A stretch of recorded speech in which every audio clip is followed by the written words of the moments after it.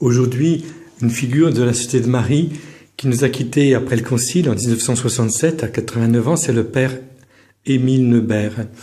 Le père Émile Neubert a été un théologien très connu en son temps, on va dire dans la première moitié du XXe siècle, au milieu du XXe siècle, surtout avant le Concile. Après, le souvenir s'estompe et son ouvrage le plus connu, encore traduit, c'est Mon idéal, Jésus, fils de Marie. J'aimerais savoir, puisque vous êtes marianiste, est-ce que cette figure de la Société de Marie, dont les ouvrages ont été traduits dans le monde entier, vous dit quelque chose aujourd'hui? Bien sûr, c'est d'abord un souvenir personnel, puisque le père Neubert était au noviciat quand j'étais au noviciat. C'était la dernière année du noviciat de la Tour de C. Et nous avions le père Neubert avec nous. J'ai bien sûr lu et relu, et sur mon idéal, Jésus, fils de Marie, j'ai été de ceux qui ont essayé de l'actualiser vainement, de le réécrire tellement on était entraînés. J'ai aussi lu d'autres ouvrages du père Neubert.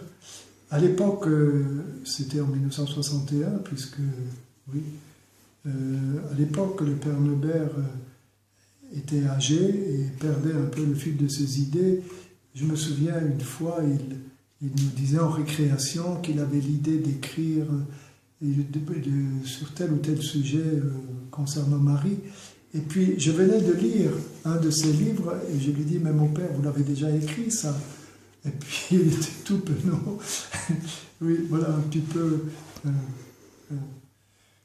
mais bon, on l'aimait bien. Et on peut dire un fan, au meilleur sens du terme, de Thérèse de l'Enfant Jésus. Qu'est-ce que vous avez retenu de son profil du père Neubert, comme vous le voyez? Il se présentait comment?